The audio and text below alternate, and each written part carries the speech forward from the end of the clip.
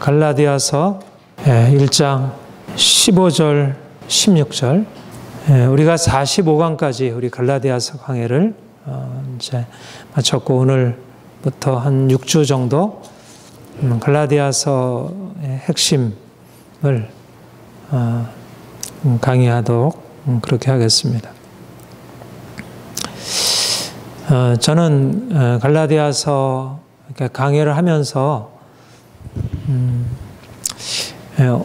모든 성경 말씀이 우리를 위한 진리를 담고 있지만 특별히 이 갈라디아서는 오늘날 이 시대에 우리가 하나님 앞에 어떻게 서야 할지를 보여주는 가장 중요한 진리를 담고 있는 그런 서신이라 그렇게 생각이 들고요. 근데 갈라디아서는 굉장히 그 내용도 좀 독특하고요. 그리고 그 문체도 굉장히 좀 독특한, 말하자면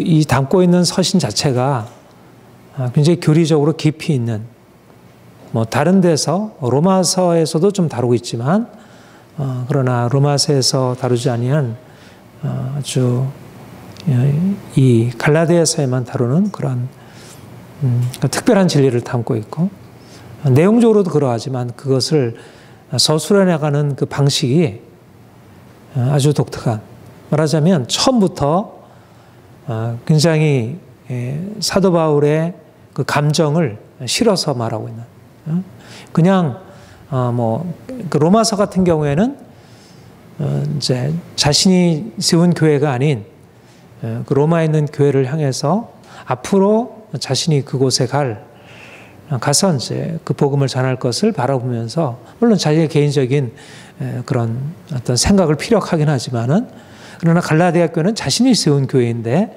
그 교회 안에 거짓 사도, 거짓 선지자, 교사들이 들어와서 그 복음을 완전히 이제 왜곡시키고, 그래서 그 복음이 왜곡됨으로 인해서 교회가 완전히 이제 무너져 내리게 되는 그런 상황에서 사도 바울이 그 상황을 견디지 못해서 아주 감정을 실어서 다른 복음은 없나니 만약 어떤 사람이라도 너희를 다른 복음을 전하면 저주를 받을지어다, 이렇게 아주 강한 어조로 표현하는 것을 보게 돼요.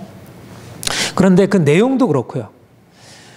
내용도 갈라디아서 전파하는 그 내용도 오늘날 이 시대를 향해서 중요한 이신칭의 복음, 율법의 행위가 아니라 오직 믿음으로 의롭다함을 받는다는 그런 이신칭의 복음이 오늘날 이 시대를 향해서도 너무나도 중요한 복음의 진리가 되고, 또 사도 바울이 자신의 감정을 실어서 전하는 이 복음의 진리 안에, 이 서신서의 기록 안에 바로 우리가 담아야 할, 우리가 이 시대를 향해서 가져야 할 그런 우리의 어떤 열정, 우리의 헌신, 이것을 표현해 주고 있다, 그런 생각을 하게 됩니다.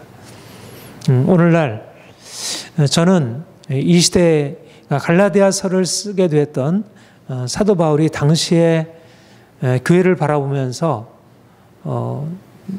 하나님의 교회가 진리에서부터 벗어나서 사단의 공격을 받아서 무너지게 된 상황에 진리를 사수하고 세워야 한다는 그런 열정과 격정을 가지고 이제 이 갈라디아서를 기록했다면, 오늘날도 마찬가지로 몸된 교회가 하나님의 생명으로 성장하고 하나님의 그 영광을 나타낼 터인데, 오늘날 그렇지 못하고 교회가 힘을 잃고 점점 세상 앞에 무력하게 되고, 그래서 세상에게 타협하고 이제 이런 모습을 바라보게 되면서 이제 우리도 하나님이 사도 바울에게 주셨던 그런 복음 진리의 계시를 우리에게도 동일하게 허락하시고, 또 단지 그것을 객관적으로 어떤 논리적으로 이성적으로만 표현할 뿐 아니라 여기에 자신의 전 생애를 담아 말하자면 이것은 그냥 객관적으로 사람들이 이것을 이해하고 받아들여야 할 그런 객관적인 진리만이 아니라 말하자면 자신의 인생을 전체로 쏟아부은, 그러니까 이 진리를 받아들이냐 받아들이지 않느냐 하는 것은 그냥 어떤 그럴 수도 있고 아닐 수도 있는 그런 진리가 아니라 이것은 죽느냐 사느냐는 그런 진리로서 사도 바울이 전파했다는 것. 그것이 바로 복음이었다는 것입니다. 사도 바울이 전했던 복음이 원래 그러한 것이었고, 특별히 갈라디아서가 이런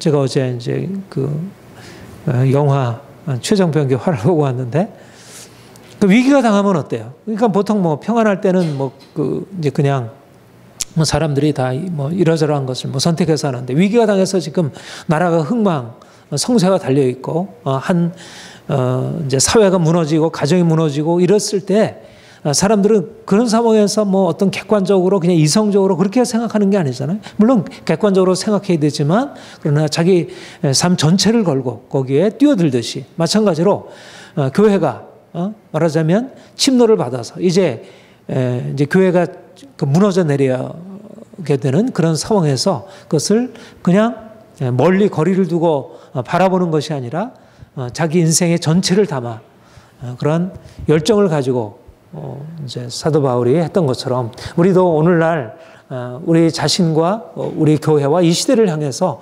하나님의 교회가 정말 진리 안에서 바로 세워지기를 위한 그런 사도 바울의 열정을 우리가 가져야 하지 않을까, 그런 생각을 하게 됩니다. 오늘은 이제 그 계시로서의 복음에 대해서 갈라디아서는 특별히 논쟁적인 서신이에요. 논쟁적인 서신인데, 말하자면 갈라디아서를 이해하려면 그 사도 바울이 전한 복음과 다른, 사도 바울이 전한 복음을 반박하면서 율법의 행위가 그리스도인들에게 필요하다는 이 유대주의자들의 주장. 그래서 갈라디아 교회가 원래 사도 바울이 전했던 예수 그리스도를 믿는 믿음으로 의롭다함을 받고, 이 믿음으로 말미암아 그 생명 가운데 들어가고 그 생명 가운데 성장한다는 이 사도 바울의 복음을 왜곡하고, 그래서 사도 바울의 복음에 의해서 세워졌던 교회가 사도 바울의 복음에서 떠나 유대주의자를 가르치는 율법의 행위가 자신들의 신앙을 위하여 필요하다는 이런 이제 그런 다른 복음으로 떠난 것에 대해서 사도 바울이 변증하고 있는 것이죠. 그러니까 논쟁적인 서신이에요. 그런데 사도 바울이 이런 거짓 교사, 유대주의자들이라고 하는 거짓 교사들의 주장에 대항하여 오직 예수 그리스도를 믿음으로 말미암아 의롭다함을 얻는다는 이 복음을 전할 때 어떻게 사도 바울이 이 복음에 대해서 그렇게 확신하고, 또 이 복음 외에는 다른 복음이 없다고 그렇게 주장할 수 있었는가?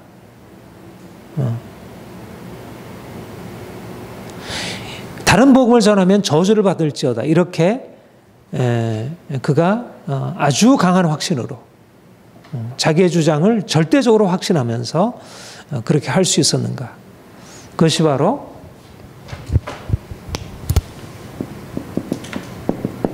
복음이 예수 그리스도의 계시라고 하는 이 계시라는 요 말로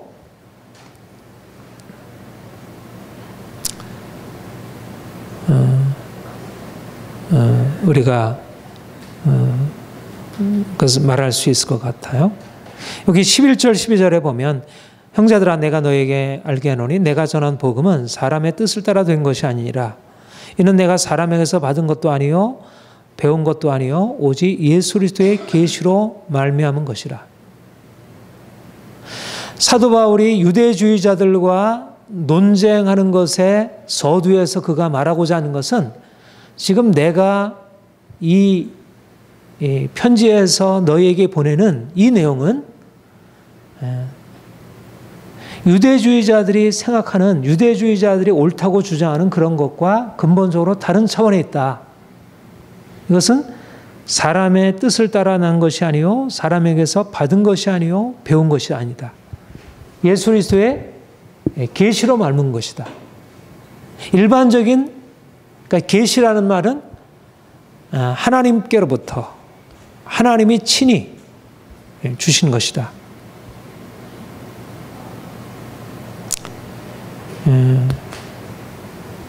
물론 뭐 당시 유대주의자들도 그렇게 주장했을지도 모르겠습니다. 나도 계시다. 그러나 사도 바울이 내가 너에게 전한 이 복음이 사람의 뜻을 따라 난 것이 아니요 사람에게서 받은 것 아니요 배운 것이 아니요 예수 그리스도의 계시로 말미암았다고 하는 이 계시라고 하는 의미는 사도 바울에게 있어서는 아주 특별한 의미를 갖고 있는, 말하자면 이것이 사도 바울이 가지고 있는 이신칭의 복음, 오직 믿음으로, 율법의 행위가 아니라 오직 믿음으로 의롭다함을 받는다는 갈라디아서 이신칭의 복음이 진리. 왜 이것이 진리냐? 이것이 바로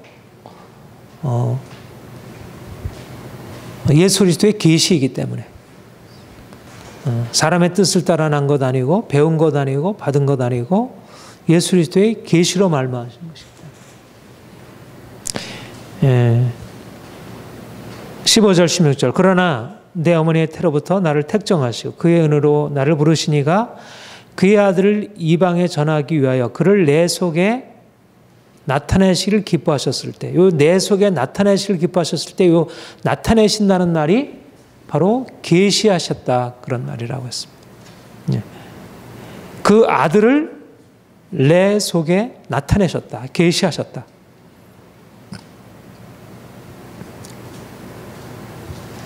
사도 바울이 이방의 선교사로, 이방의 복음 증거자로 하나님께로부터 부름을 받았는데, 근데 그 하나님께로부터 부름 받을 때 하나님이 그에게 하신 일이 뭐냐면 그의 아들을 계시하셨다. 복음은, 이신칭의 복음은 그 아들의 계시, 아들을 계시하신 것.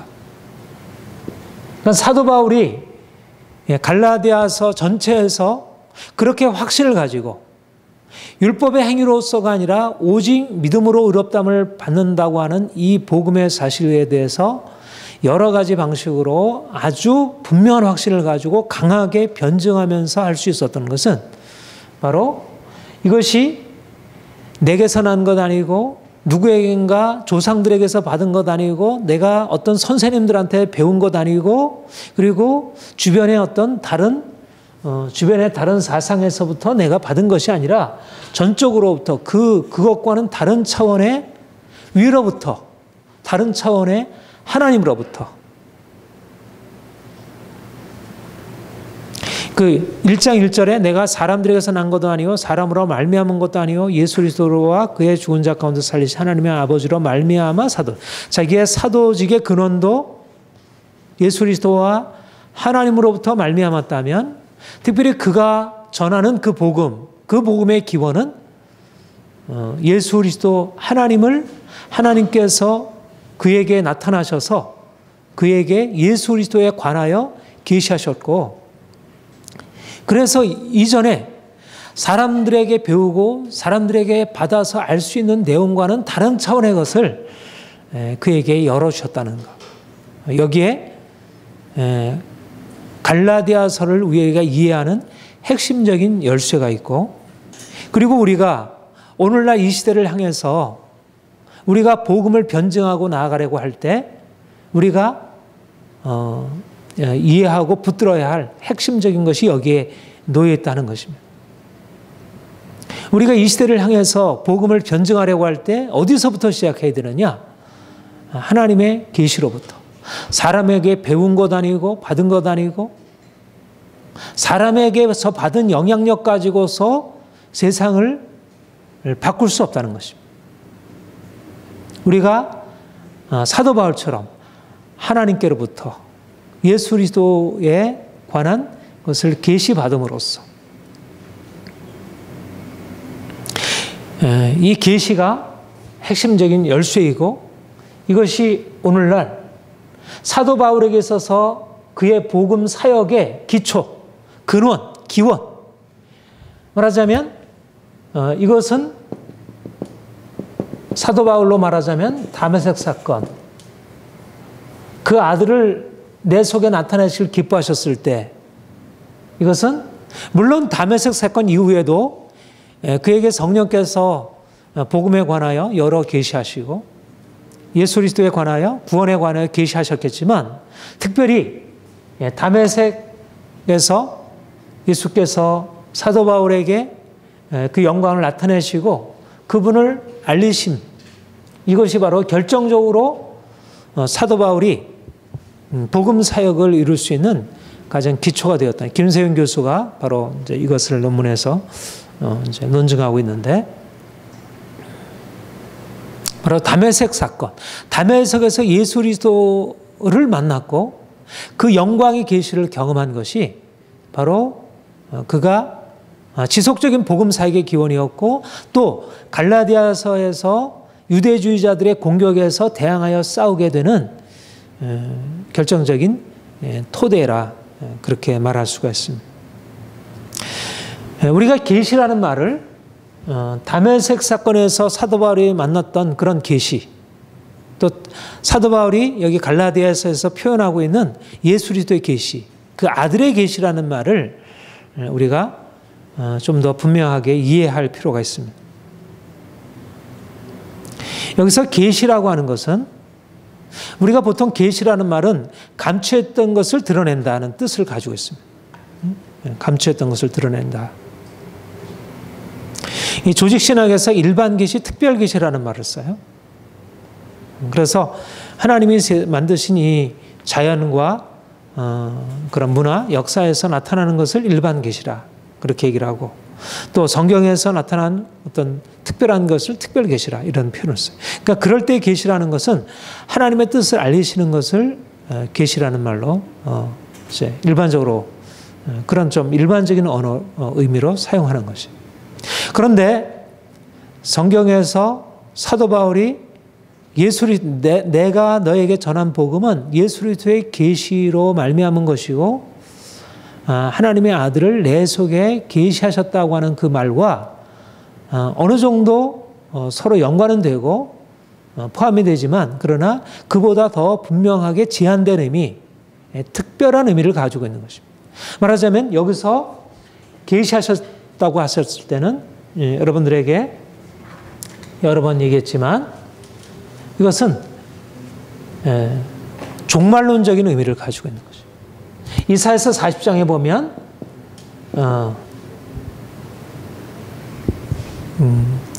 광야에서 외치는 소리가 있어 가로되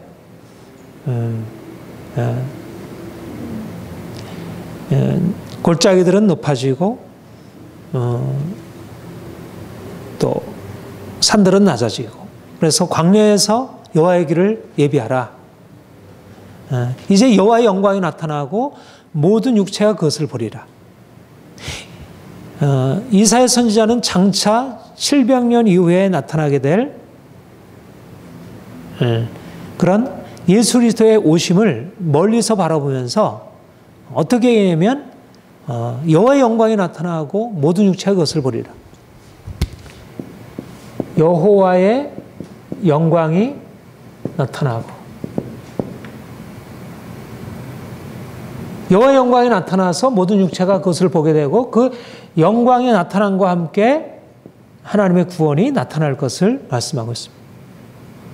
이것이 바로 이사야서의 종말에 일어날 하나님의 영광의 계시였어요. 그러니까 계시라는 말은 어떤 일반적인 의미에서 감춰진 어떤 것이 나타난다는 의미보다는, 일반적인 어떤 개념보다는 하나님의 영광이 나타난다는 것이, 말하자면 하나님이 직접적으로 임하신다는 것입니다. 이것은 하나님의 임하심, 하나님의 오심, 하나님의 왕으로 임하셔서 통치하심, 이것이 계시입니다. 그러니까 이사야가 앞으로 하나님의 영광이 나타나리라, 모든 육체가 그것을 보리라고 할 때, 그것은 말하자면 왕이 이제 대로가 열리게 되고 왕의 행차가 이제 나타나게 되는 것이에요. 그동안은 왕이 주어지지 않았을 때 많은 사람들이 고통 중에 있었던 거예요. 그런데 이제 기다렸던 왕이 이제 그 강한 왕이 이제 와서 원수들을 다 물리치고 그래서 사람들을 그 고통받는 사람들을 거기서 건져내어서 그들을 자유케 하는 그 하나님의 나타나심 이것을 이제 하나님의 영광의 나타남으로 그렇게 얘기를 했어요. 물론 그 이후에도 이사야가 그런 예언한 뒤에 하나님의 역사가 뭐 종종 있긴 했지만 근본적으로 그 예언의 성취가 없었고 그 예언의 성취가 어디에서 주어졌다고 했냐면 우리가 잘 알듯이 세례 요한이 와서 광야 외치는 소리로서 주의 길을 예비하라. 바로 예수께서 오셔서 그 영광을 나타내셨다는 것입니다. 바로 영광의 계시라 함은 예수 그리스도께서 하나님께서 바울에게 다메섹 도상에서 그 영광을 그 예수 그리스도를 계시하셨다는 것은 바로 이사야 40장에서 이사야를 통해서 이제 장차 종말에 하나님의 영광이 나타나서 모든 사람들이 그 구원을 보게 되리라 했던 그 하나님의 계시, 말하자면 하나님 자신의 오심이 이제 주어졌다는 것입니다. 그러니까 사도 바울이 하나님이 나에게 이제 그 아들을 나에게 계시하셨다는 사실은 이사야 40장에서 예언했던 그 예언의 성취가 이제 나타나게 되었다는 것. 이제 종말에 하나님께서 나타내 보시기로 약속했던 그 하나님의 임하심과 그 왕적인 통치와 그 구원과 그 변화가 이제 시작이 되었다는 것. 이런 의미에서 하나님 나라가 이제 주어졌다는 것. 이런 의미의 계시인 거예요.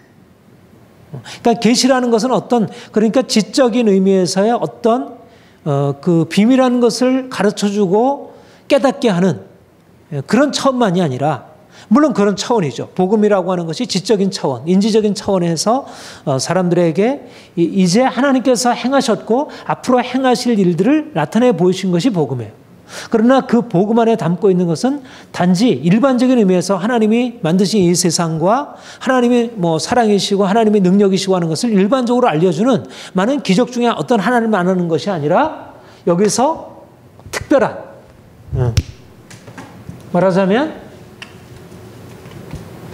이것은 그래서 종말론적인 계시라.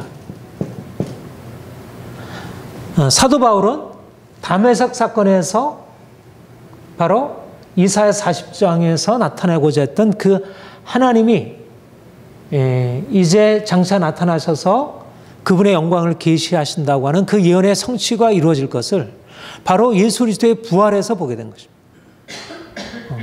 하나님의 영광이 예수에게서 나타나게 되었다. 이제 하나님 자신의 영광을 보게 된다는 거예요. 우리가 사도 바울이 자신의 복음을 거듭해서 비밀의 계시로 이렇게 말을 하고 있어요. 근데 그 비밀의 계시라고 하는 것은 이제까지 있었던 어떤 일반적인 의미에서 하나님의 뜻이 아니라 하나님 자신의 영광. 피조물로서는 이제까지 경험하고 알지 못했던 하나님의 자신의 영광의 나타남.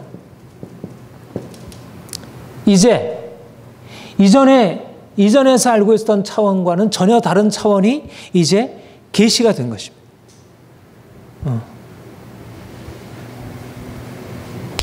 사도 바울이 바로 다메섹에서 경험하게 된 것이 그것입니다. 이제까지 자신이 율법을 통해서도 그 하나님을 알고 있었잖아요.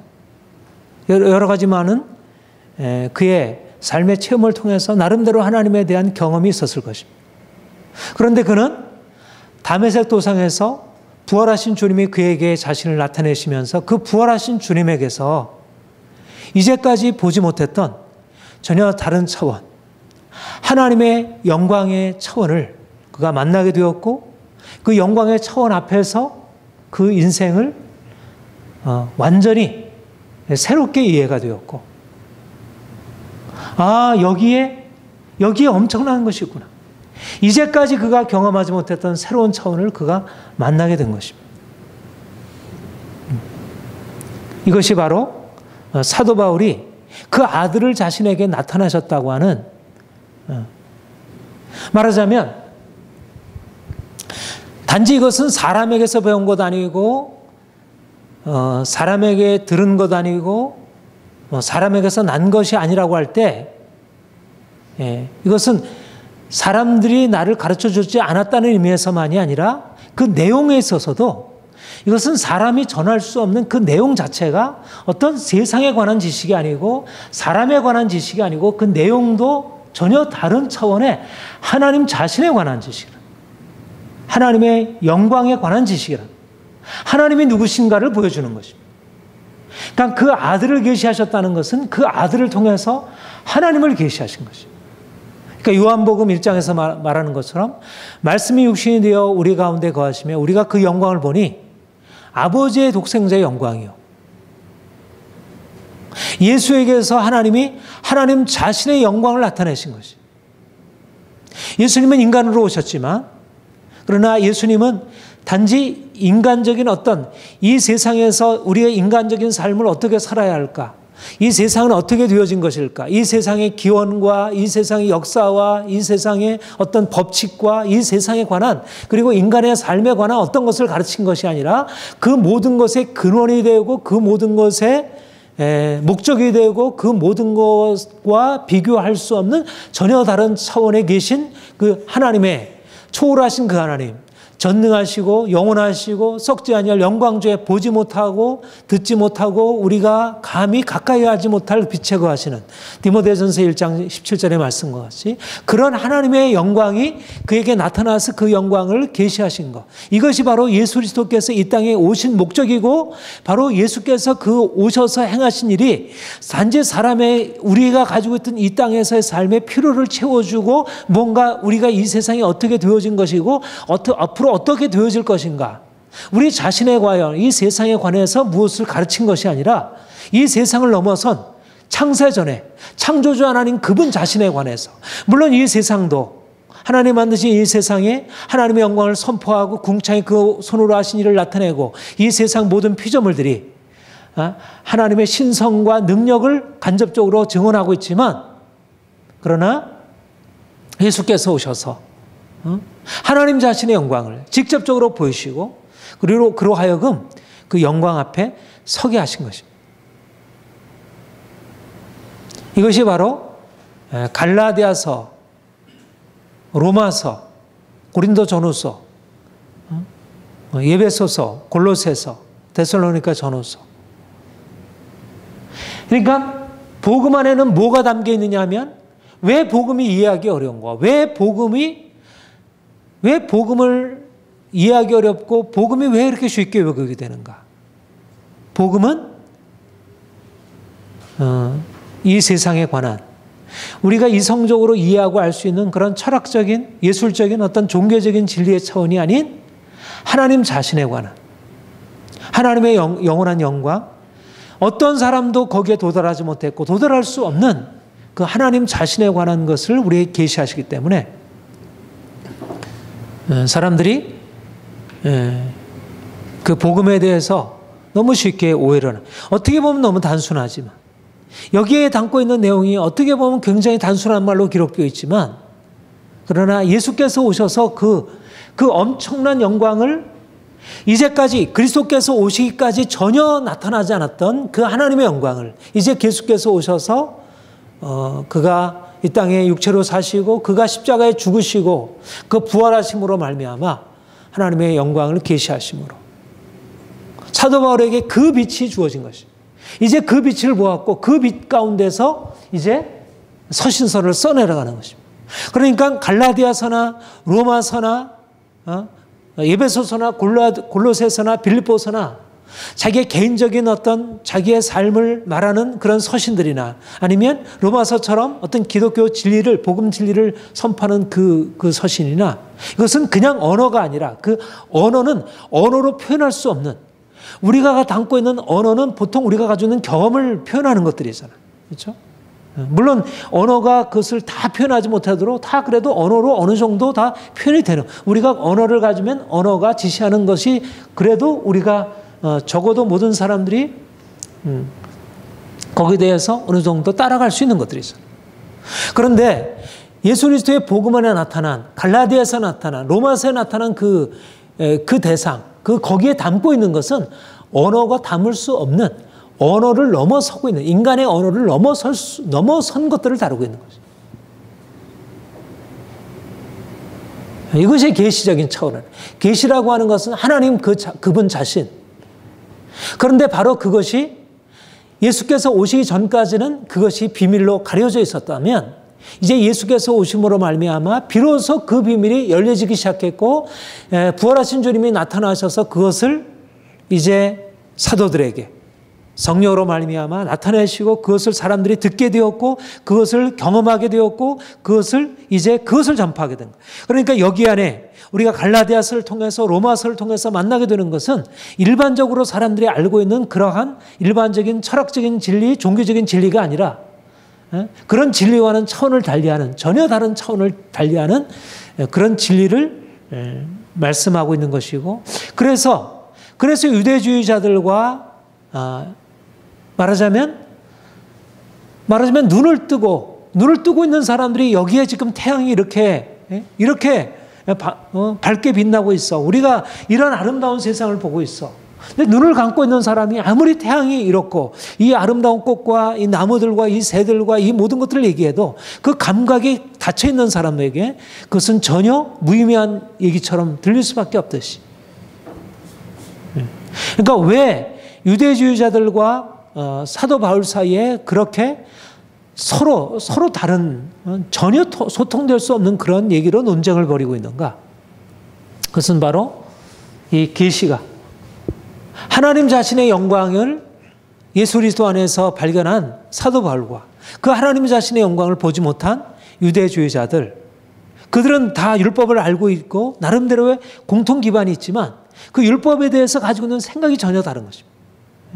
사도 바울은 율법을 그리스도의 계시 앞에 부활하신 주님의 영광을 가지고 율법을 바라보고 있고, 그리고 유대주의자들은 그리스도의 부활하심을 깨닫지 못하면서 자신들이 이제까지 경험하고 있던 그런 논리를 가지고 율법을 바라보고 있고, 그러니까 거기에 대해서 전혀 생각이 합치할 수가 없었던 것입니다. 바로 갈라디아서에서 씨름하고 있는 게 뭐냐면, 갈라디아서는 믿음으로 말미암아 구원받는 것, 행위로 말미암아 구원받는 게 아니라 믿음으로 말미암아 구원받는 것이라고 하는 하나의 교리적인 논쟁을 벌이는 것이 아니라, 여기에는 뭘 지금 바울이 씨름하고 있느냐면 하나님의 영광을 붙들고 씨름하고 있는 것입니다. 말하자면 하나님의 영광이 이제 예수 그리스도의 복음 안에서 이제 하나님께서 자신에게 그 다메섹 도생에서 그 영광을 나타내 보이셨어요. 그리고 이제 그 예수 그리스도를 전하도록 이방인에게 그 십자가에 죽으시고 다시 부활하셔서 영광 중에 계신 그 예수 그리스도를 전파하도록 그에게 사명을 부여맡기신 거예요. 그래서 그가 이제 예수 그리스도가 죽으셨고 다시 살아나셨고 그를 믿는 자마다 그의 생명에 참여하게 된다고 하는 이 복음의 사실을 전했어요.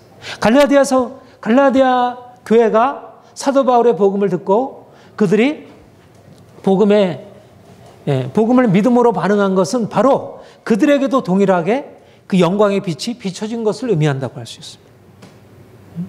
복음으로 말미암아 단지 그들이 어떤 진리 주장을 들은 것이 아니고, 논리적인 주장을 들은 것이 아니고, 그들에게 일종의 계시가, 사도 바울이 만났던 그 하나님의 영광이 갈라디아 교회에도 그들의 계시가 비춰지고 하나님의 영광이 그들에게도, 마치 말하자면 사도 바울에게 다메섹 도상의 사건이 있었다면 그것이 바울의 복음 전도 안에서 그 복음 안에 그것이 나타나고, 그것이 갈라디아 교회의 믿음 안에, 믿음으로 말미암아 그들에게 이 계시가 그들에게 임한 것입니다. 하나님의 영광이 그들에게도 비춰져서 동일하게 그들도 그 영광을 보게 된 거예요. 그리고 영광으로 들어가게 된 거예요. 고린도후서 4장 6절에 보면 어두운 데서 비추시던 그 하나님께서 예수 그리스도 얼굴에 있는 영광을 아는 빛을 너희 마음에 비추셨느니라. 우리 마음에 비추셨느니라. 하나님의 영광을 아는 빛을 비추신 거예요. 그러니까 복음을 듣고 복음에 응답했다는 얘기는 그들에게 일종의 다메섹 사건이 일어난 것입니다. 그들에게도 동일하게.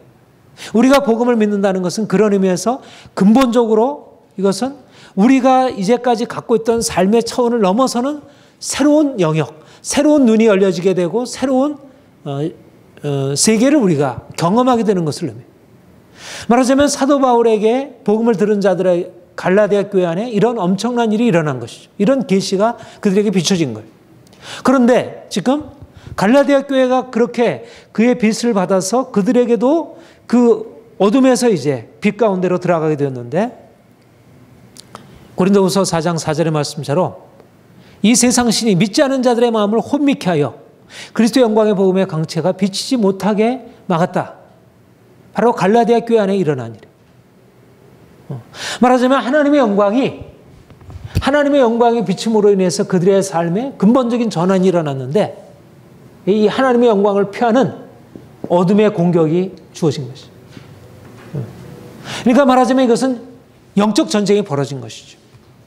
그들이 어둠에서 벗어나서 이제 빛 가운데로 들어오게 되었는데 갈라디아 교회에 다시 그 이전에 있었던 어둠보다 더 강력한 어둠이 이제 그들을 공격함으로 그들이 거기서 나왔던 이전의 어둠으로 다시 돌아가게 되는 일이 일어나게 된 것입니다. 사도 바울이 다메섹 도상에서 하나님의 영광을 본 이후로 이 세상의 피조물들에 관한 지식에 비교할 수 없는 하나님의 영광이 그에게 비춰지고 갈라디아 교회도 마찬가지 그 영광을 아는 빛을 얻게 되었는데 이제 그 하나님의 영광 대신에 피조물의 세상적인 그 영광이 그들을 대신해 버리게 되었고 그러니까 갈라디아서에서 율법이냐 율법의 행위냐 그리스도를 믿는 믿음이냐라고 하는 것을 논쟁하는 것은 무엇을 말하냐면 하나님의 영광이냐 아니면 세상의 영광이냐. 하나님의 영광을 바라보고 이제 하나님이 이렇게 놀라운 일을 행하셨네. 하나님이 이렇게 아름다우신 분이네. 그래서 거기에 마음을 들이고 그것으로 인해서 기뻐하고 그들 안에 인생의 전부가 거기에 달려있는 것처럼 거기에 반응하다가 거짓 교사들이 와서 그것들을 다 덮어버리고 그것들을 다 없던 것으로 해버리고 이전에 그들이 붙들고 있었던 그런 세상에 그들이 이전에 추구했던 것으로 다시 돌아가게 된 것을 말하자면 우상을 섬기던 사람들이 우상을 버리고 이제 주님께 돌아왔다가 다시 우상으로 돌아온 것과 다름이 없게 된 것을. 그러니까 사도 바울에게 있어서 그가 여기에 대해서 가만히 잠잠히 있을 수 없는 것은 말하자면 이 복음을 통해서 하나님께서 나타나셨던 그 엄청난 것들을 이제 다 잃어버리게 된 것입니다. 이 엄청난 것이 그들에게 주어졌는데 그것을 다 뺏겨 버리게 되었다는 것. 중요한 것은 복음이 우리에게 말하는 것은 우리로 하여금 그 하나님의 영광. 그러니까 여러분들에게 제가 갈라디아서 1장 강의할 때 그런 얘기를 했습니다. 다메섹 사건이 우리의 삶에 계속되어야 한다. 그것이 일회적인 사건이 아니고 그 다메섹 사건이 우리의 삶에 계속적으로 우리의 삶을 끌어가야 한다. 사도 바울은 다메섹에서 만난 이후에 계속해서 그런 다메섹 도상에 그런 다메섹을 떠나서 로마로 고린도로 마게도냐로 소아시아로 여러 곳으로 그가 복음을 전하러 다녔지만 그는 가는 곳곳마다 그 다메섹 도상에서 만난 그 영광의 주님을 그가 전파하고 거기서도 다메섹이 다시 재현될 수 있도록 그런 역사를 했다는 것입니다. 그런데 갈라디아 교회에 그 다메섹 사건으로 이제 갈라디아 교회가 세워졌는데 갈라디아 교회 안에 그 다메섹이 다시 사라져 없어져 버리고 말하자면 예루살렘과 같은 그런 유대교적인 이 세상적인 가르침, 인간적인 가르침이 그 안에 들어온 것입니다. 그러니까 중요한 것은 뭐냐면 계시적인 열림이 우리에게 주어져서 우리가 그 계시 안으로 들어가서 그 계시 안에서 사는가 아니면 그 계시가 일회적인 계시로 끝나버리고 또다시 다른 계시 이전에 경험했던 그러한 가르침과 인간적인 사람에게서 배운 것, 사람에게서 난 것, 이런 인간적인 것이 우리의 삶을 다시 이끌어가고 그래서 계시로부터 주어졌던 그 엄청난 것을 다시 잃어버리고 마치 이스라엘 백성들이 애굽에서 나온 이후에 또다시 애굽으로 돌아가듯이 가려 하듯이 바로 갈라디아서에서 사도 바울이 그렇게 열정적으로 그야말로 경노하면서 이 일에 대해서 싸우고 다른 복음을 전하면 저주를 받을지어다 그렇게 말할 수밖에 없었다. 말하자면 하나님의 영광을 떨어뜨리는 하나님의 영광을 공격하는 것입니다. 이것은 단지 사도 바울 자신의 어떤 자기가 전한 진리를 공격하는 게 아니라 하나님의 영광을 공격하는 거예요. 하나님의 영광을 무너뜨리려는 공격이었다는 거죠. 그러니까 사도 바울에게 있어서 이것은 이건 견딜 수 없는 거죠. 하나님의 교회가 하나님의 영광을 떠나서 세상으로 이제 전락해버리고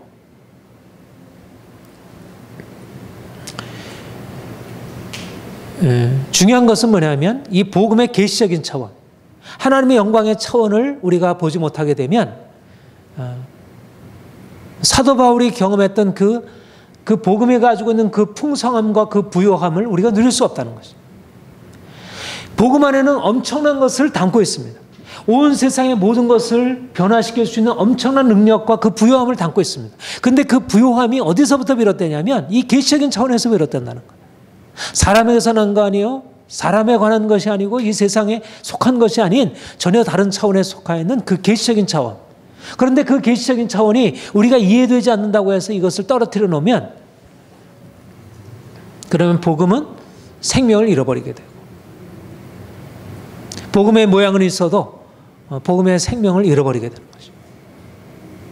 그런데 오늘날 제가 판단할 때 오늘날 교회가 복음이 가지고 있는 이 계시적인 차원, 말하자면 계시적인 차원이라는 것은 하나님의 영광, 우리의 이성을 넘어서고 우리의 언어를 초월하고 우리의 경험을 넘어서는 그 하나님의 계시적인 차원을 사람들이 경험적으로 느끼지를 못하니까 이것을 인간적인 차원으로, 이 세상적인 차원으로 떨어뜨려서 뭔가 복음 안에 인간적인 차원만을 붙들려고 하는 것입니다. 뭔가 경험적으로 느낄 수 있는 거, 실용적인 거, 뭔가 감각적인 거, 이런 것을 가지고 복음을 측정하고 그렇지 않으면 자신과 상관없는 것으로 내어버리려고 해요. 물론 복음 안에는 우리의 삶의 모든 것들을 다 해결할 수 있는 해답이 그 안에 담겨 있습니다. 이런 의미에서 우리가 복음 안에서 우리가 인생의 필요를 우리가 구하고 인생의 문제들을 거기서 해답을 얻으려고 하는 그 자체가 잘못된 것은 아닙니다. 그러나 문제는 뭐냐면 복음이 정말 우리의 일상적인 모든 삶에 있어서 우리의 복음으로 되려면 복음이 가지고 있는 이 계시적인 차원, 우리가 생각할 수 없는 그 하늘의 차원, 그 차원이 하나님, 그러니까 복음은 결코 우리 자신에 관한 것이 아니라 하나님에 관한 것이라는 것. 우리의 어떤 필요를 채워주는 것의 일차적인 목적이 아니라 우리의 필요를 넘어서 있는 그 하나님의 그 영광이 거기에 담겨 있고 우리로 하여금 그것을 보게 하고 아버지의 독생자의 영광이요 은혜와 진리가 바로 아버지의 독생자의 영광이요라고 하는 것에 은혜와 진리가 거기서 은혜와 진리가 경험되는 것입니다. 오늘날 복음에 대한 이해가 너무 인간적인 차원, 우리의 경험적인 차원으로만 해석이 되는, 물론 그것은 전통적인 어떤 이해에 비해서 좀 더 우리의 삶에 좀 친숙하고 익숙하고 또 관련이 되도록 그런 의미에서 복음에 대한 확장의 의미를 담고 있어요. 넓이를 넓혀주었던 그런 의미를 담고 있어요. 그러나 그 복음에 대한 해석들이 너무 기준이 우리가 되어버린 거예요. 인간이 되어버린 거예요. 내게 뭔가 경험적으로 주어지는 것이면 그것이 뭔가 진리인 것으로. 요즘에 이 시대를 끌어가는 이 공리주의 또는 실용주의적인 그런 관점이 기독교 복음 안에 대해서도, 그러니까 복음은 내게 진리이기에 앞서서, 내게 복음이기에 앞서서 복음 그 자체, 그 진리 그 자체로서, 그러니까 우리 자신을 뛰어넘었다는 사실, 뛰어넘고 있다는 사실, 그런 부분에 있어서 우리는 우리 자신을 넘어서는 복음 진리 앞에 대해서 이건 나와 상관없어, 이건 뭐 쓸데없는 이런 방식으로 대하는 것은 복음 자체를 잃어버리는, 저는 이 시대가 가지고 있는 근본적인 위기의 근원이라고 생각합니다. 우리가 요즘에 계속해서 사실 복음 진리 안에 있는 육체의 긍정, 이 세상의 긍정의 차원을 얘기를 하죠. 그걸 또 강조해야 되고. 그런데 복음은 정말 우리가 이 세상에 대한 긍정, 육체의 긍정이 되기 위해서 복음이 육체를 뛰어넘고 우리의 인간적인 경험을 뛰어넘는 그 하나님의 영광의 차원이라는 사실을 우리가 알고 그것을 붙들어야, 그래야지 그 복음이 우리의 삶에 경험적으로 우리에게 그런 의미로 다가올 수 있다는 것입니다. 그래서 오늘날 우리 이 시대의 한계를 좀 뛰어넘어 갈 필요가 있어요. 오늘날 너무나 인간의 한계 안에, 이성의 한계 안에서 복음을 제한하고 있고, 그래서 복음이 가지고 있는 그 부요함을 놓치고 있어요. 적어도 종교개혁자들에게 있어서는 우리의 이성을 넘어서는 복음에 대하여, 우리의 경험을 넘어서는 복음에 대해서, 객관적인 어떤 진리에 대해서, 객관적인 그 구원의 진리에 대해서 자기 자신을 이렇게 드리는 그런 겸손함과 그런 자세가 있었어요. 그런데 요즘에는 사람들이 모두 다 우리가 주가 되는 그런 방식의 삶을 살고 있기 때문에 뭐 세상의 삶은 그렇게 살아도 뭐 어느 정도 타당하죠. 우리 민주주의, 뭐 이 땅의 질서가 그런 거 충분히 타당하죠. 그러나 이 복음에 대해서까지도 그런 태도가 일관되게 적용이 되니까 너무나 많은 것들을 잃어버리는 거예요. 어린아이가 마치 자기 생각을 가지고 부모를 판단하고 자기가 이해하는 한에서 부모를 받아들이려고 하는 것처럼, 이 점에서 우리가 복음의 이 계시적인 차원, 복음의 계시적인 차원이, 계시라고 하는 것은 무엇을 의미한다고요?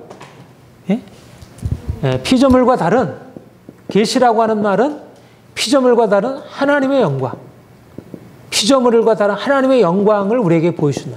그러니까 우리가 복음에서 우리가 발견하고 우리가 찾아야 할 것은 뭐냐면 우리 자신이기에 앞서서 하나님을 바라는, 하나님을 찾는 것입니다. 하나님을.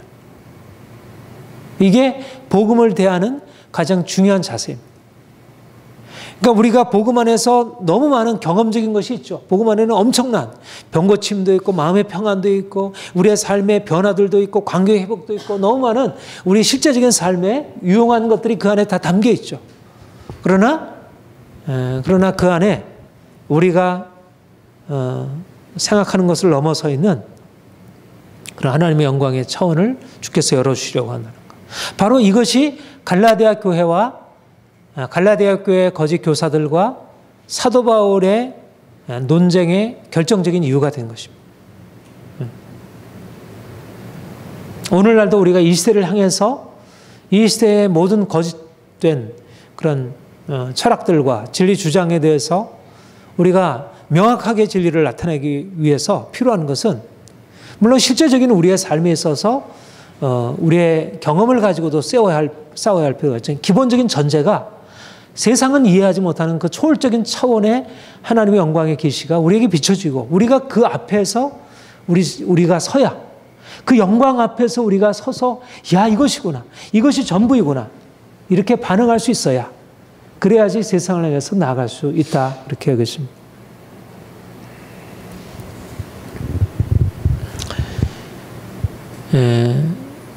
우리 16절 우리 다시 한번 읽어보겠습니다. 시작. 그 아들을 이방에 전하기 위하여 그를 내 속에 나타나시기를 기뻐하셨을 때 내 곧 혈육과 의논하자. 사도 바울이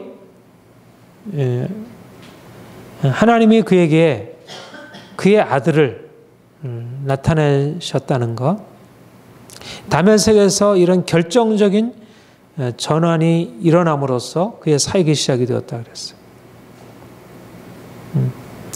우리가 빌립보서 3장에 보면 사도 바울이 부활하신 주님을 만나고 나서 어떻게 결정적인 전환이 일어났는지를 보게 되죠. 여기서도 그렇게 얘기를 하죠. 그 13절에 보면 13절, 14절 보면 같이 읽을까요? 시작. 내가 이전에 유대교회에 있었을 때 행한 일을 너희가 들었거니와 하나님의 교회를 심히 박해하여 라고 내가 내 동족주 여러 영겁자보다 유대교를 지나치게 믿어 내 조상의 전통에 대하여 더욱 열심히 있었으나. 예. 그가 계시를 만나기 전에 유대교에 대해서 얼마나 열심을 가지고 있었던지, 그 열심을 가지고 교회를 핍박하고 멸망시키려 했다고 했습니다.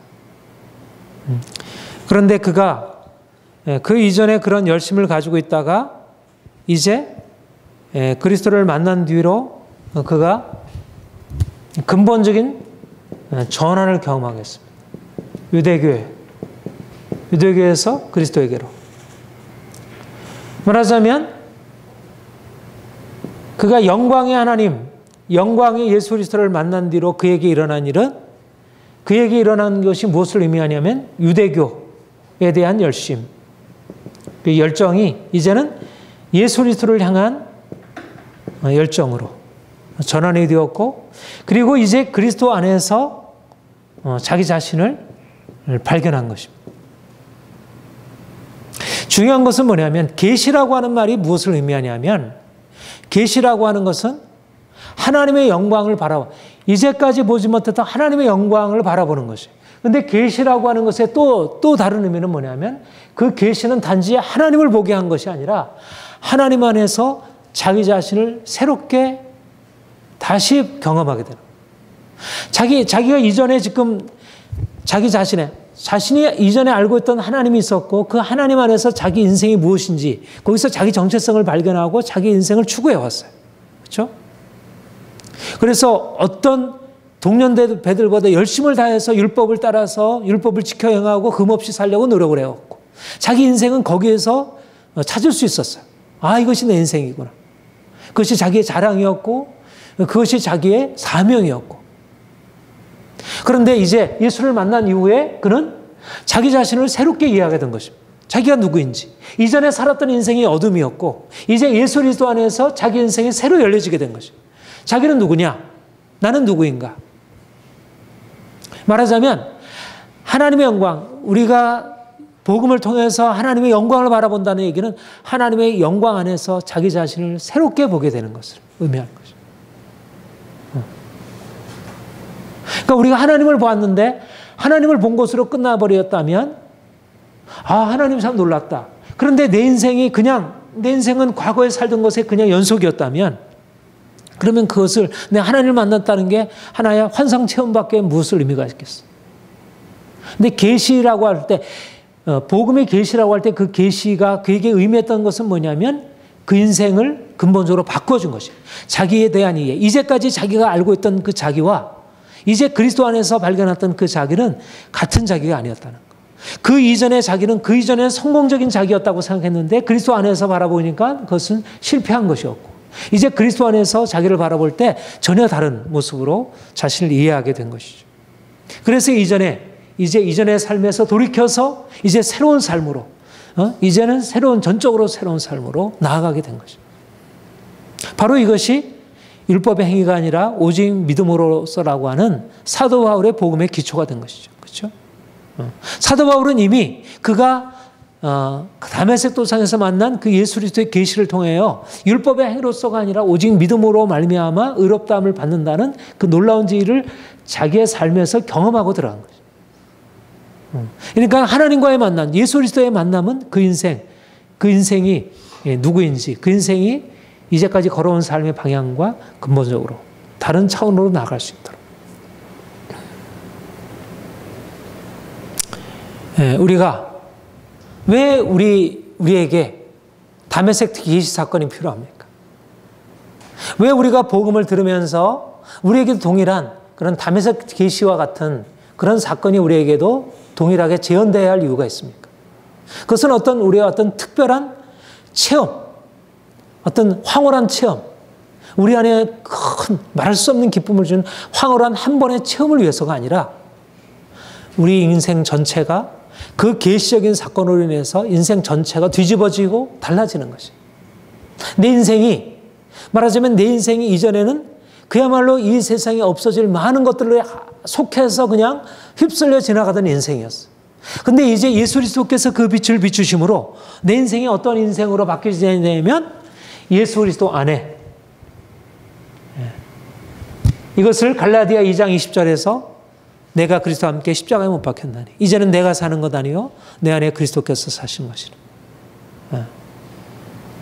그러니까 부활하신 주님이 그 인생 안에 그냥 비추셔서 그냥 아름다운 분, 우리가 객관적으로 그분을 바라보는 것이 아니라 그 인생이 우리 안에 들어와서 우리 인생이 되는 것이, 그분의 삶이 나의 삶이 되고 나의 삶이 그분의 삶이 되고 그분과 내가 하나 되어서 이제는 내 삶 전체 안에 그분의 생명이 나타나는 그런 인생으로 열려지게 되는 것이죠.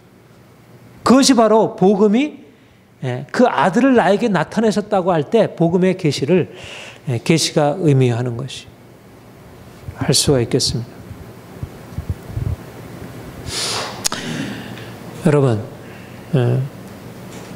저는 이런 의미에서 우리가 날마다 복음의 계시 사건 안에 살아야 한다고 생각해요. 하나님이 그리스도 안에서 우리를 어떻게 사랑하시는지 그 하나님의 사랑에 엄청난 계시 앞에 우리가 서는 것이고, 그러니까 우리 이전에 204장 찬양처럼 세상도 나도 간 곳 없고 구속한 주만 보이는, 그거는 그냥 황홀경의 체험, 물론 그런 환상의 체험, 황홀경의 체험의 고백일 수도 있지만 정말 예수께서 우리 인생이 되심으로 내가 살아가고 있던 그런 일상적인 삶의 그런 다양성 안에서 내가 왔다 갔다 하는 게 아니고 예수 그리스도 안에서 자기 자신을 이해하고 그 안에서 기뻐하고 감사하고 날마다 그 계시적인 인생을 살아가는 거죠.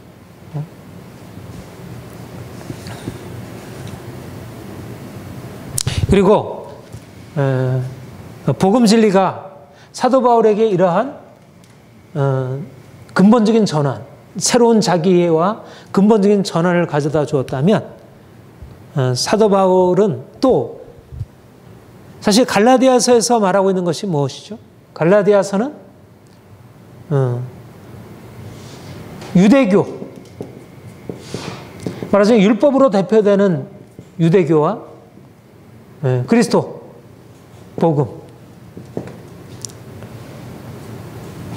율법으로 제시되는 그런 세계와는 전혀 다른 세계를 비춰주는 것이. 그러니까 복음에서 예수께서 그 아들을 나타내셨다고 하는 것은 단지 우리에게 그 아들에 관해서만 계시하는 것이 아니라 그가 우리 인생 안에 들어오셔서 우리 인생 안에 행하실 놀라운 변화를 보여주고, 그가 우리 인생 안에 보여주는 변화만이 아니라 그가 온 세상, 그 아들의 복음 안에서 온 세상 열방을 향한 하나님의 계획과 그 권능과 영광을 나타내, 하나님께서 나타내시고자 하는 것은 그 아들을 통하여 온 세상 열방을 구속하시려는 그 목적을 나타내시는 것이. 그러니까 그가 이 갈라디아서의 유대주의자들과 씨름하고 싸우는 것은 유대주의자들이 그리고 있는 그 세계와 유대주의자들이 지금 속해 있는 그 세계와 이제 예수께서 오셔서 영광의 하나님이 나타나셔서 이제 자기의 삶을 구속하시고 그를 통해서 나타내시려고 하는 그 복음으로서 전개되는 그 세계는 같은 세계가 아니라는 거예요. 그런 전혀 다른 차원의 하나님의 영광이 빛나는 그런 차원의 세계가 그로 말미암아 열려지고 있다는 거예요. 그게 바로 계시였다는 거예요. 그러니까 그는 예수 그리스도가 그에게 계시되었을 때 예수님을 바라보고 그 안에서 자기를 발견할 뿐만 아니라 그 발견 안에서 이제는 그를 통해서 그가 다스릴 왕으로서 당시를, 아까 우리 이사야서 40장의 말씀처럼 그는 왕으로 통치자로 오시는 거예요. 그가 우리를 구속하시고 그가 이제 온 세계 열방을 다스릴. 그러니까 이제 유대주의자들과 대립할 수밖에 없었던 것은 유대주의자들이 생각하는 그 세계와 이제 예수 그리스도의 복음의 계시를 통해서 나타나는 그 영광의 나라, 하나님의 나라가 전혀 다른 차원에 속한 것이었어.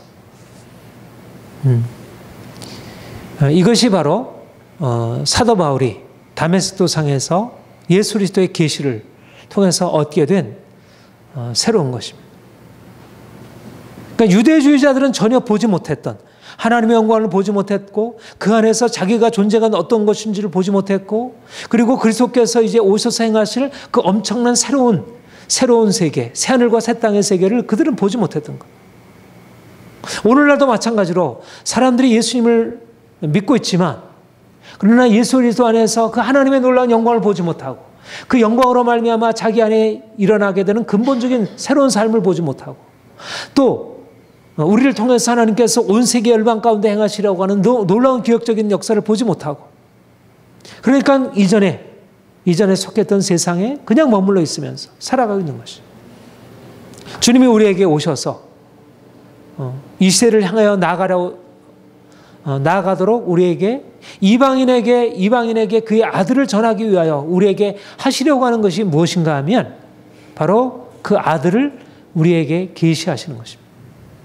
그래서 우리가 이제 나아가서 그 아들을 전하는 것입니다.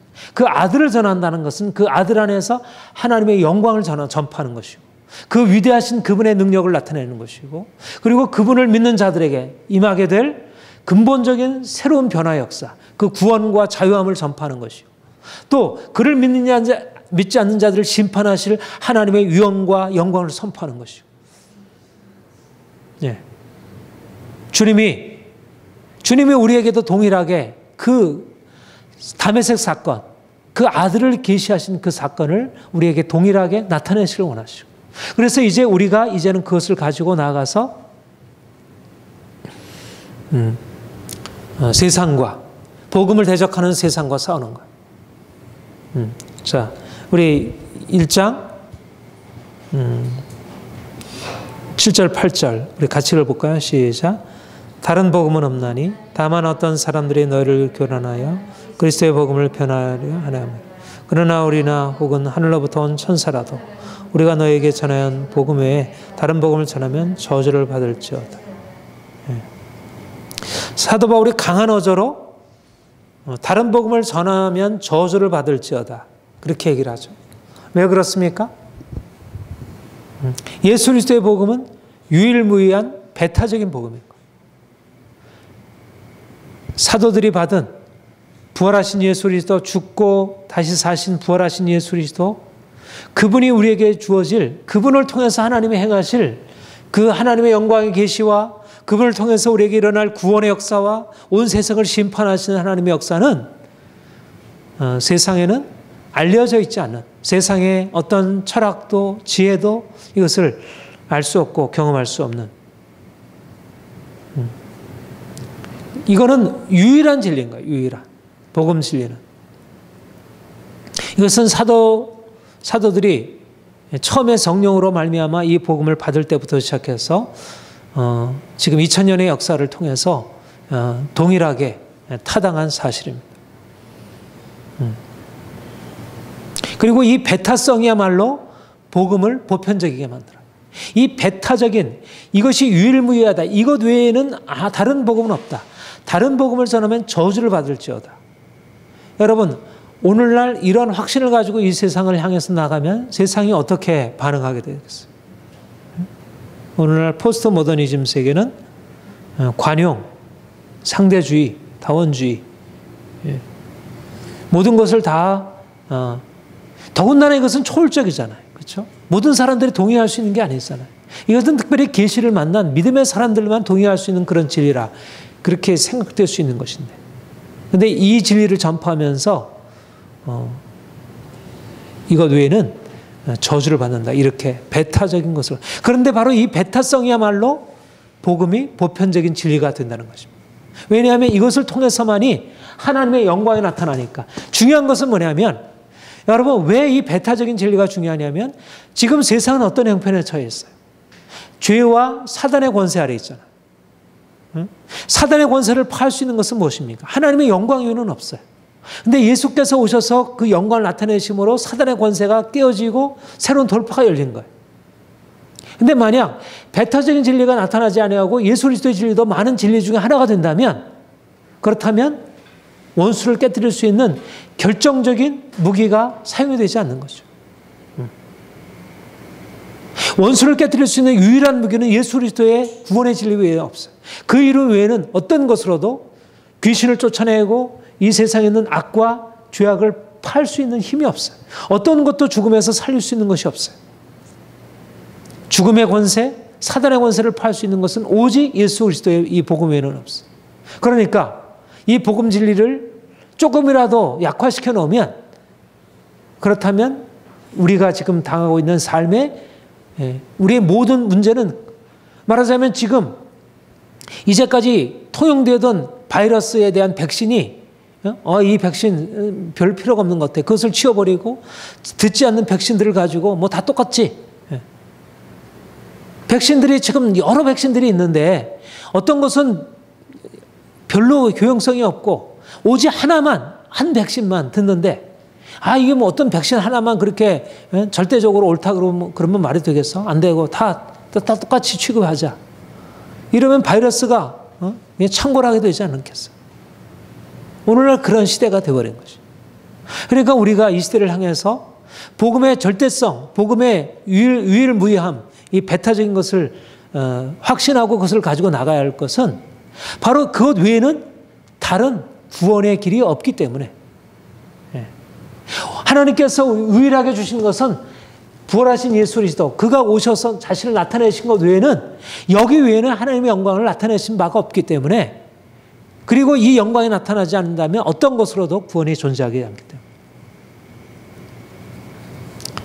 때문에, 오늘날 이 포스트 모더니즘이 상대주의, 다원주의로 우리의 삶의 절대적인 것 자체를, 절대적인 주장 자체를 폐기하려고 하는 이 시대를 향해서 우리가 사도 바울처럼 다른 복음을 전하면 저주를 받을지어다. 이것은 다른 사람들에 대한 어떤 그런 우리의 어떤 독선적인 자세를 의미하는 것이 아니라, 우리가 그 복음 진리에 대해서 하나님께서 주신 바 그 놀라운 역사를 우리가 체험하고 그 안으로 들어가서 사는 것을 의미하죠. 이거는 어떤 독선과 교만이 아니라 하나님 앞에서 자기 자신을 다 내어드리는 헌신을 의미하는 것입니다. 저는 오늘날 그리스도인들이 오늘날 이러한 상대주의, 다원주의 시대를 맞이해서 너무나 진리에 대한 확신이 너무 부족하다고 생각해요. 오히려 자기 자신에 대한 생각, 주관적인 생각, 자기 자신의 어떤 주관적인 욕구, 이런 것에 대해서는 조금 더 양보하지 않으려고 하면서 진리에 대한 배타적인 어떤 확신과 주장을 너무 쉽게 양보하고 타협하는 것을 보게 됩니다.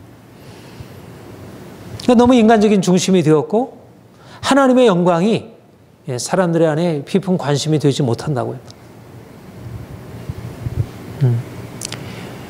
우리는 사도 바울이 이전에 유대교에 대한 열정을 가지고 그가 교회를 박해하고 그렇게 하다가 이제 주님 만나서 그 이전의 열정보다 더 깊은 열정으로, 헌신으로 주님을 섬기고 복음을 위해서 살았듯이, 오늘날 사람들을 사로잡고 있는 모든 우상들,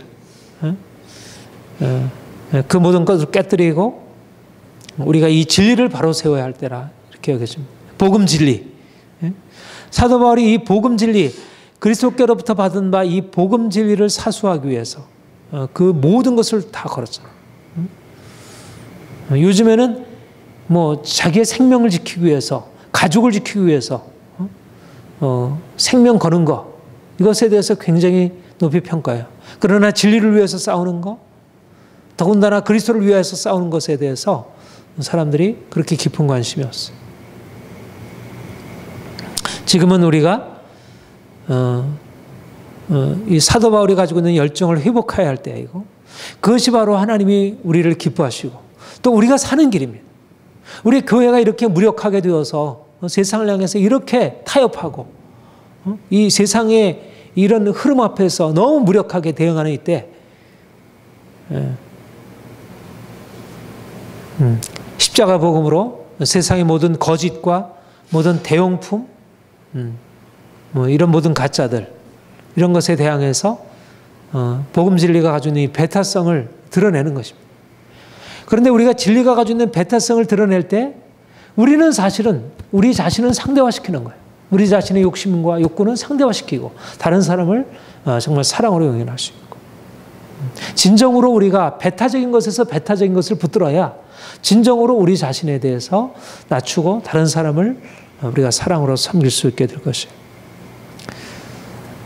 사랑하는 성도 여러분, 우리가 좀 더 사도 바울처럼 이 계시적인 믿음에 서기를 원합니다.